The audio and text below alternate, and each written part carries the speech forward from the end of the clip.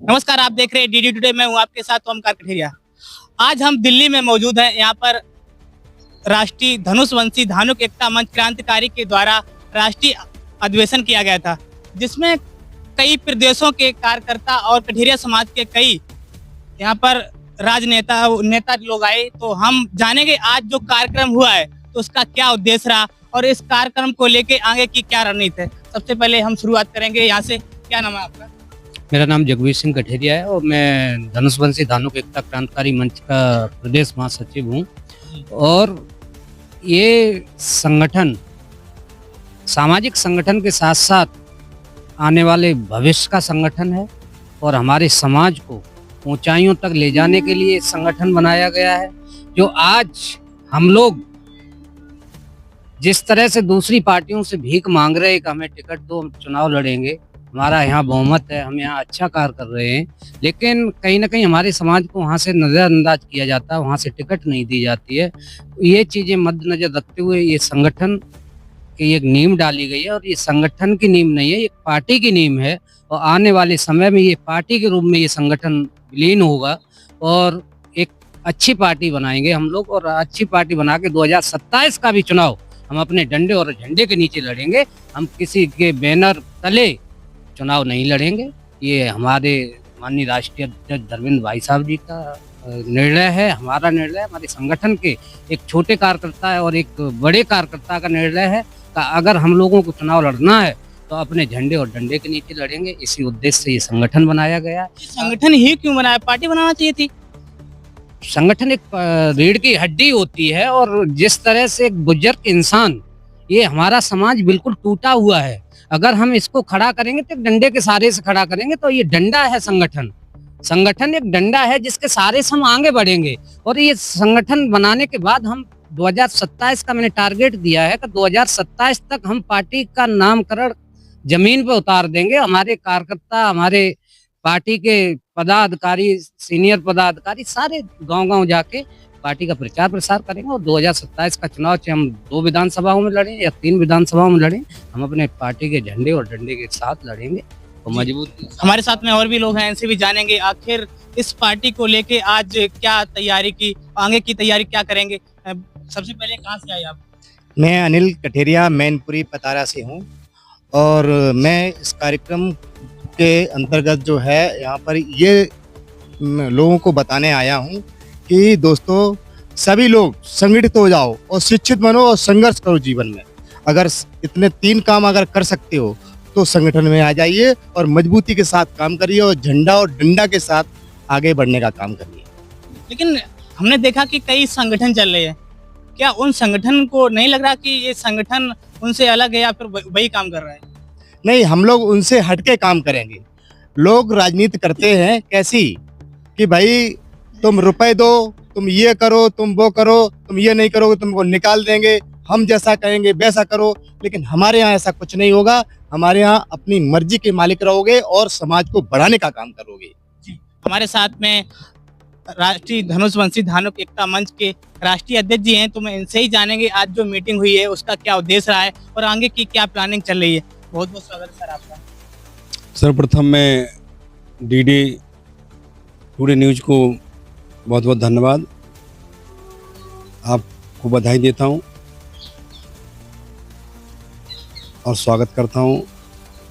ये कार्यक्रम दिल्ली में हमारे संगठन का धनुषवंशी धानुक एकता मंच क्रांतिकारी का पहला कार्यक्रम था, जिसमें कई राज्यों से हमारे संगठन के पदाधिकारी आए हुए थे, जिसमें कई प्रदेश अध्यक्ष भी थे और हमारे समाज के एक स्वामी सुदेश कबीर जी भी आए हुए थे।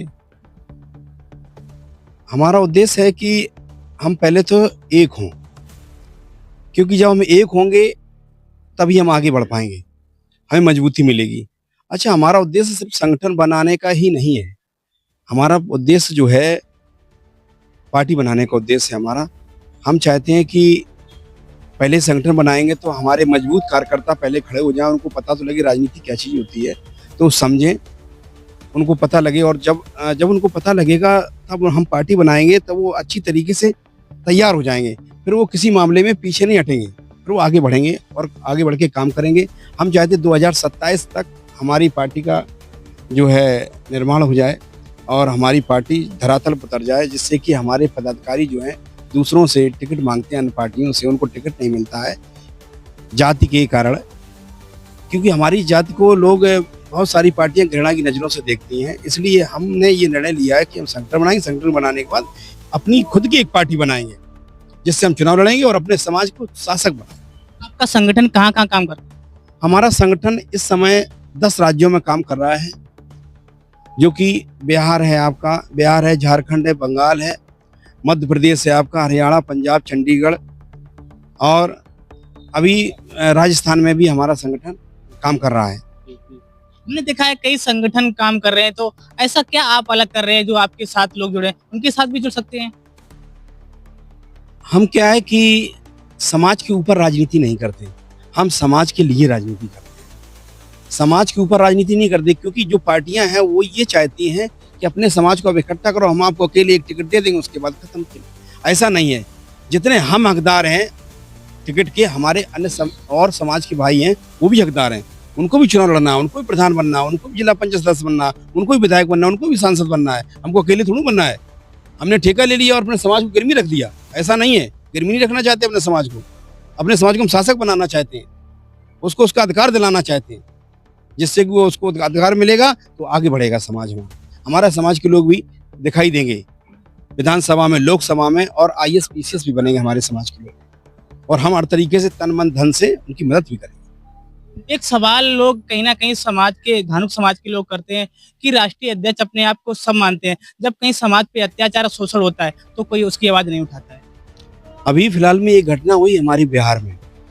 संगठन तो बहुत सारे हैं, लेकिन उसमें क्या है, कोई काम नहीं करना चाहता है, ना कहीं कोई जाना आना चाहता है। वो अपने घर से ही संगठन चलाना चाहते हैं, लेकिन ये ठीक नहीं है। हमको समाज में निकलना होगा, लोगों से मिलना होगा, उनकी समस्याओं को जानना होगा, उनके साथ खड़ा होना होगा, समझ रहे हो, उनके डर उनके मन से निकालना होगा। जैसे कि अभी काजल हमारी बेटी, धानुक समाज की बेटी, पूर्णिया जिले की घटना है। वहाँ हमारी बेटी के साथ कुछ उच्च जाति के लोगों ने, दबंग लोगों ने वहाँ उनको दुष्कर्म करके उसकी हत्या कर दी, निर्मम हत्या कर दी, जिसकी FIR नहीं हो रही थी। तो लगभग मैं 10 दिन बाद जब मुझे पता लगा कि यहाँ किसी प्रकार से कोई कार्रवाई नहीं हो रही, तो मैं वहाँ पूर्णिया पहुँचा। पूर्णिया पहुँचने के बाद मैंने वहाँ कुछ अधिकारियों से बात की और FIR करवाई, उसमें कि 2 लोग गिरफ्तार भी हो गए हैं, और उसमें कुछ जो प्रधान है, वहाँ का मुखिया है, उसके जो परिवार के लोगों को गिरफ्तार नहीं हो रहे। उसके लिए हमने एक यात्रा निकाल दी, पदयात्रा हमारे कार्यकर्ताओं ने, जिसमें हमारे प्रदेश अध्यक्ष नंदलाल राय जी भी हैं, रामदास जी हैं, वहाँ पर महेश राय जी हैं, और बबलू जी हैं, और सैकड़ों कार्यकर्ता हमारे धानुक समाज के, और तो वो सारे लोग लगे हुए हैं। और अन्य संगठन भी, जो धानुक समाज के अन्य संगठन भी चल रहे हैं, वो भी सहयोग कर रहे हैं हमारा, ऐसा नहीं है। और वो यात्रा जो है 11 तारीख को राजभवन पटना पहुंचेगी, जहां वो ज्ञापन देंगे, और ज्ञापन देने के बाद अगर वहां नहीं न्याय मिलता तो हम लोग आगे फिर आंदोलन की तैयारी करेंगे, क्योंकि हम सड़क से लेकर संसद तक आंदोलन करेंगे। जैसे कि आज जो कार्यक्रम यहाँ हुआ, कई आपके पदाधिकारियों ने बताया कि पार्टी आप कब तक बनाएंगे और पार्टी का क्या नाम होगा?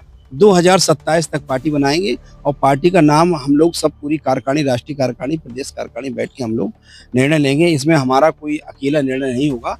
हमारी पार्टी में अकेला निर्णय लेने वाला नहीं हूँ, राष्ट्रीय अध्यक्ष हूँ, लेकिन निर्णय लेने के लिए हमारी एक कोर कमेटी है, जो कोर कमेटी बैठेगी, उसमें निर्णय लेंगे, और जो निर्णय सामने आएगा सर्वसम्मति से, उसको हम वही नाम रखेंगे पार्टी। देखिए हमारे साथ भी ये धनुषवंशी धानुक एकता मंच के राष्ट्रीय अध्यक्ष धर्मेंद्र कठेरिया जी थे। इन्होंने समाज के प्रति संघर्ष और निष्ठा से काम किया है और लोगों को न्याय दिलाने का काम किया है। हमारे साथ में और भी साथी हैं, कहीं ना कहीं ये संघर्ष करते हैं और समाज को आवाज़ उठाने और न्याय दिलाने का काम करते हैं। इनसे भी जानेंगे आखिर आज जो कार्यक्रम हुआ है तो उससे क्या प्रेरणा मिली, क्या आगे की रणनीति?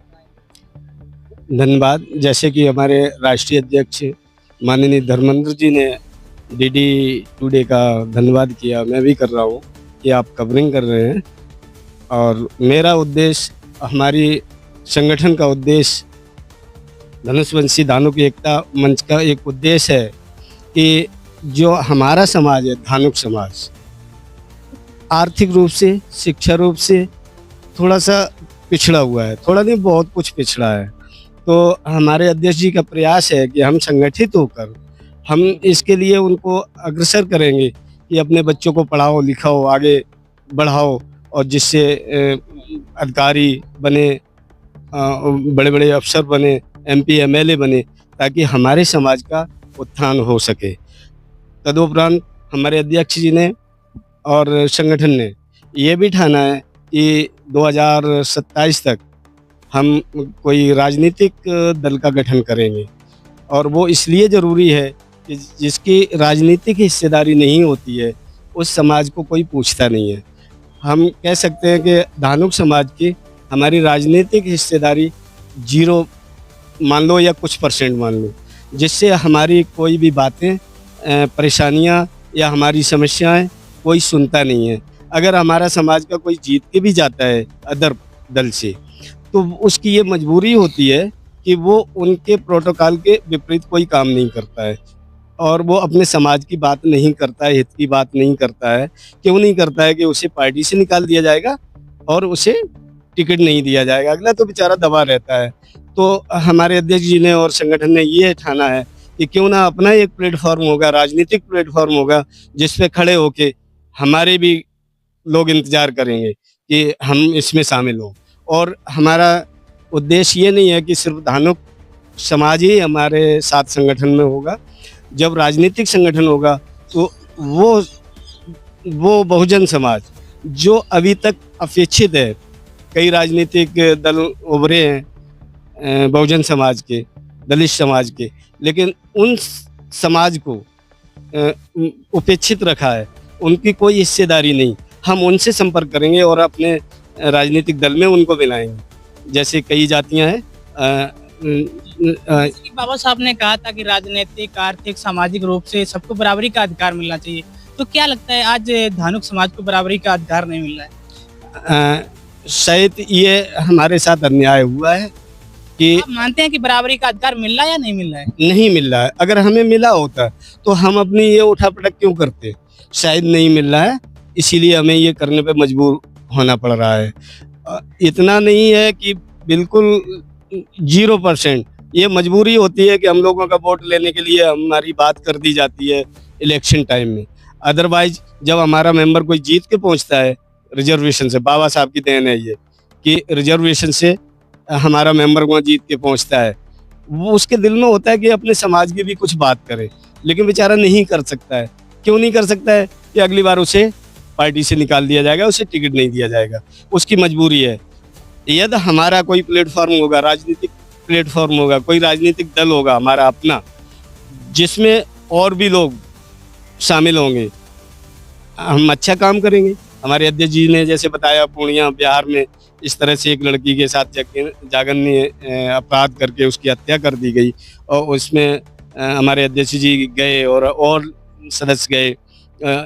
जगह जगह जिस तरह से इस तरह के अन्याय होते हैं, हमारा संगठन वहाँ पे उनकी मदद करता है, कानूनी तौर से मदद करता है। गोली नहीं चलाते हैं हम लोग, कानूनी तौर से करते हैं। बाबा साहब के अनुयायी हैं तो संविधान में भरोसा रखते हैं, उसी के अकॉर्डिंग हम पीड़ित की मदद करते हैं, और उसका हमें रिस्पॉन्स भी मिलता है, और हम आगे चल के। Thank you sir. कहाँ से आए हैं? बड़ा गम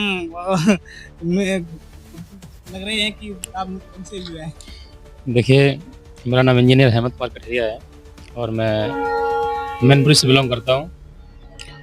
और इस राष्ट्रीय धनुष धानुक एकता मंच का जो पूरा क्रियाकलाप, जो पूरी मुख्य जिम्मेदारी है जो माननीय राष्ट्रीय अध्यक्ष जी ने मुझे दे रखी है, तो उसी के आधार पर उनके शीर्ष नेतृत्व के निर्देशानुसार हम कार्य कर रहे हैं, और समाज को मजबूत बनाने के लिए और संगठन को मजबूत बनाने के लिए हम दिन और रात समाज पर उपस्थित रहते हैं। कार्यकारिणी कितनी गठित हो गई है?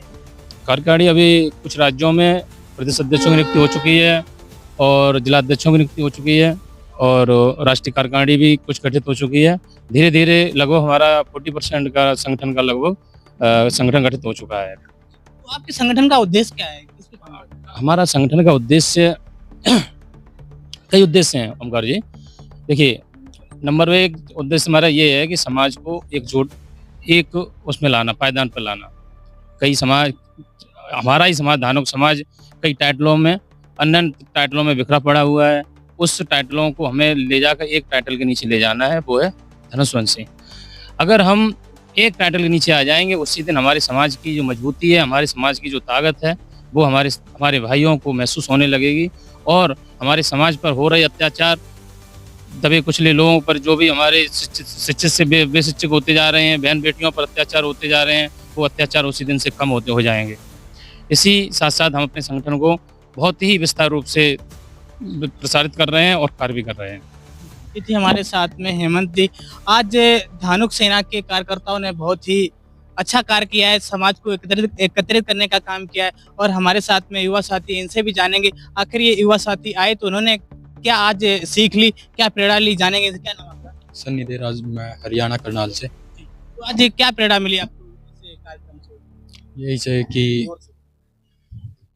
यही कि हमारे जैसे भी ये सांसद जी ने वो किया है, इसके लिए अपनी पार्टी के लिए खुद 2027 में ही अपने खुद के उस पे वो करेंगे। जैसे कि हमको बताया वहाँ पर लड़की के साथ जो भी अत्याचार हुआ है, आने वाले टाइम में कोई भी हमको वो ना कर सके, जो हम अपने दम पे आगे जा सके, इसलिए हमारे साथ है। Thank you. क्या संदेश देना चाहेंगे समाज को? आज आप कार्यक्रम में आए, क्या संदेश देना चाहेंगे? जी, मैं जिला प्रभारी धनुषवंशी धानुक एकता मंच से शिव कुमार कठेरिया। मैं यही संदेश देना चाहता हूँ आपके चैनल के माध्यम से कि समाज को एकजुट रहना चाहिए, एक समान रहना चाहिए और एक मंच पे रहना चाहिए। इसी में हमारा भलाई है और शिक्षा में भी आगे रहना चाहिए। हमारा धानुक समाज बहुत पिछड़ा हुआ है। आज माननीय राष्ट्रीय अध्यक्ष जी ने जो भी अधिवेशन दिया है, बहुत अच्छा दिया है। मैं उनका बहुत बहुत धन्यवाद करता हूँ और मुझे जिम्मेदारी का जो पद दिया है, मैं उसे भली बात निभाऊंगा। धन्यवाद। ये थे हमारे साथ में धनुषवंशी के कार्यकर्ता। आज जो कार्यक्रम हुआ है वो धानु एकता मंच के तले हुआ है और कहीं ना कहीं एक धानुक समाज एक पिछड़ा समाज है, तो अपने समाज को एक उच्च पायदान पे लाने के लिए लगातार धनुषवंशी धानु एकता मंच कार्यक्रम करता रहता है।